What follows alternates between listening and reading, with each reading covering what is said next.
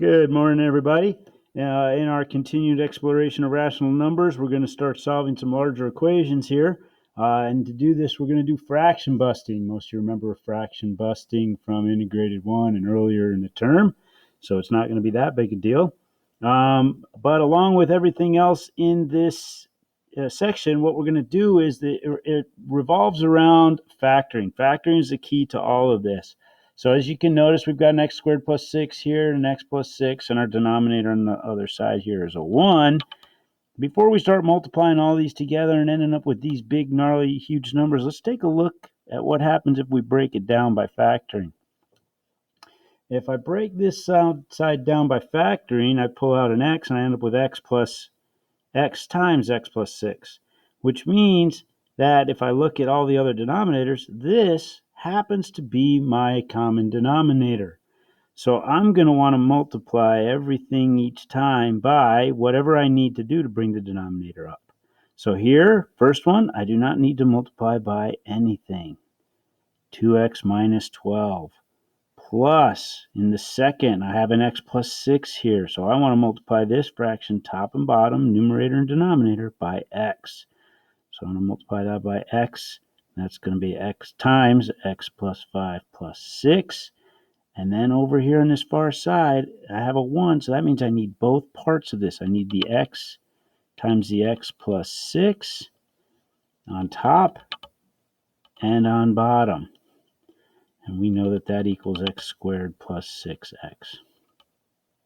So now I go through and I just start to solve. I distribute first, and so I end up with 2x minus 12 plus 5x squared plus 6x equals x squared plus 6x minus x squared from both sides, and I end up with 4x squared plus 8x minus 12 equals 6x minus 6x.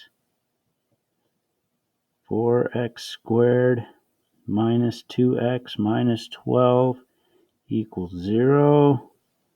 I'm going to divide everything by 2 just because, well, I can. X squared minus x, 1x minus 6 equals 0. I've got 2x. I've got x equals 0. I'm going to put a 2 there, a negative 3. I think I want a positive 3 there because I got to subtract. So that gives me positive 3, negative 4, negative 1, negative 6. We're all good there.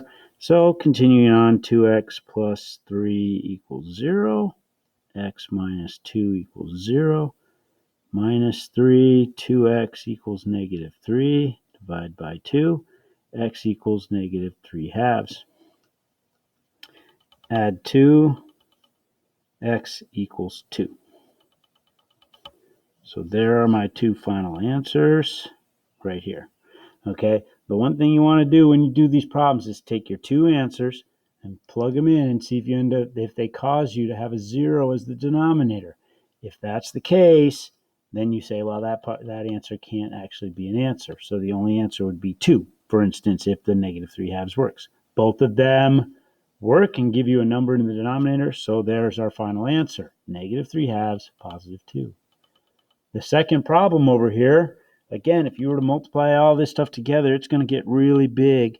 But if you'll notice, if we factor m minus 1 and m minus 2, okay, m minus 1 and m minus 2, you'll notice that we have an m minus 1 and m minus 2, and then both of them. That means that m minus 1 times m minus 2 is going to be the common denominator.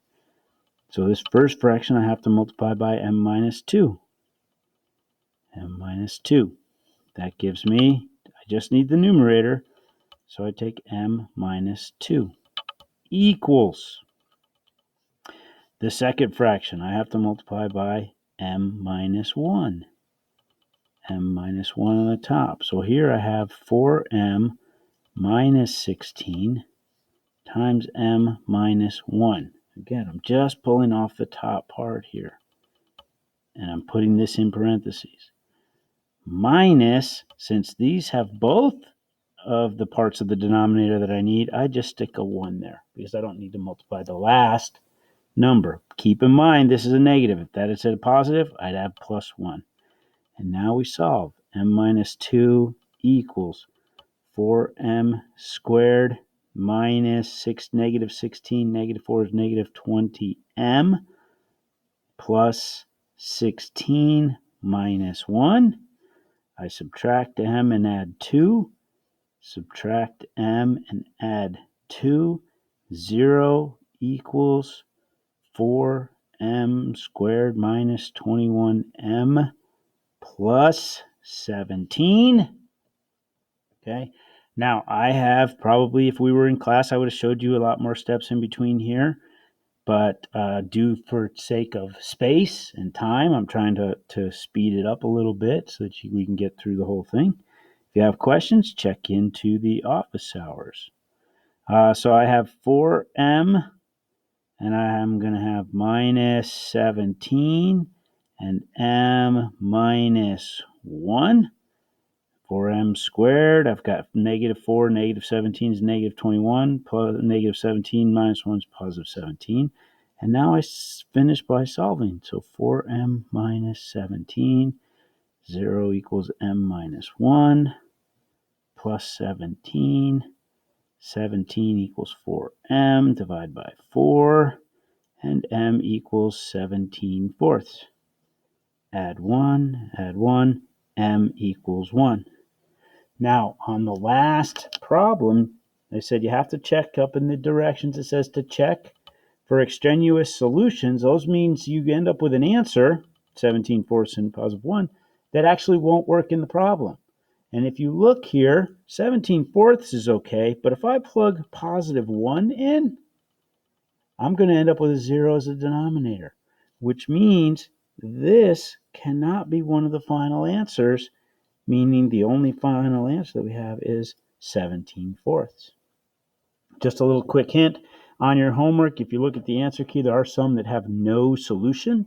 That means you solved it out. You got to show me why it is no solution. It's not just going to end up with a 7 equals 7. Well, perhaps it will. But for the most part, you're going to come up with answers. And the reason it's no solution is they don't work. This work is what I'm going to be looking for when we go ahead and look at, see if you did it and see if we determine whether or not you get credit as a homework grade. Okay? So hopefully all this makes sense. If not, again, check into office hour, probably Monday. Okay?